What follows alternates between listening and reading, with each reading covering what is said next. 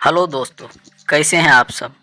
मैं विकास आज आप लोगों को एक मंदबुद्धि बालक के निरंतर अभ्यास के महत्व को बताने जा रहा हूं। तो चलिए बिना देरी किए कहानी सुनते हैं।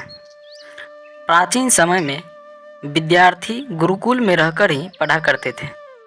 बच्चे को शिक्षा ग्रहण करने के लिए गुरुकुल में भेजा जाता था।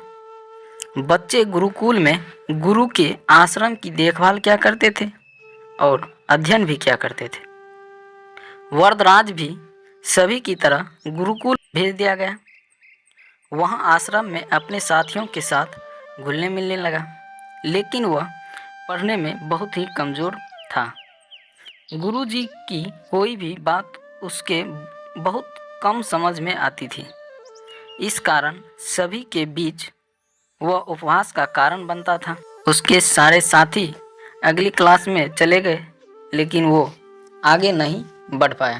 गुरुजी ने भी आखिर हार मानकर उसे बोला, बेटा वरदराज, मैंने सारे प्रयास करके देख ली। अब यही उचित होगा कि तुम यहाँ अपना समय बर्बाद मत करो, अपने घर चले जाओ और घर वालों की काम में मदद करो। वरदराज ने भी सोचा कि शायद विद्या मेरी किस्मत में नहीं है, और भारी मन से गुरुकुल से घर के लिए निकल गया। दोपहर का समय था। रास्ते में उसे प्यास लगने लगी। इधर उधर देखने पर उसने पाया कि थोड़ी दूर पर ही कुछ महिला कुएं से पानी भर रही थी। वह कुएं के पास गया। वहाँ पत्थर पर रस्सी के आने जाने के निशान बने हुए थे। उसने महिलाओं से पूछा, यह निशान आपने कैसे बनाए? एक महिला ने जवाब दिया, बेटे, यह निशान हमने नहीं बनाए। यह तो पानी खींचते समय इस कोमल रस्सी के बार बार आने जाने से ठोस पत्थर पर भी ऐसे निशान बन गए हैं। खुदा सोच में पड़ गया। विचार किया कि जब एक कोमल से रस्सी के बार बार आने जाने से एक ठोस पत्थर पर गहरे निशान बन सकते हैं, तो निरंतर अभ्यास से मैं विद्या ग्रहण क्यों नहीं कर सकता। ढेर सारे उत्साह के साथ वापस गुरुकुल आया और कड़ी मेहनत की। गुरुजी ने भी खुश होकर भरपूर सहयोग किया।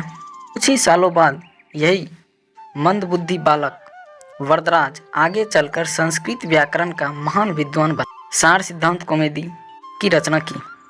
दोस्तों, इसलिए अभ्यास बहुत ज़रूरी है, चाहे वो खेल में हो या पढ़ाई में या किसी और चीज़ में। बिना अभ्यास के आप सफल नहीं हो सकते। इसलिए अभ्यास के साथ धैर्य, परिश्रम और लगन रखकर आप अपनी मंजिल को पाने के लिए जुट जाएं। दोस्तों, यदि कहानी अच्छी लगी हो तो लाइक, शेयर और सब्सक्राइब करना न भूलें। धन्यवाद।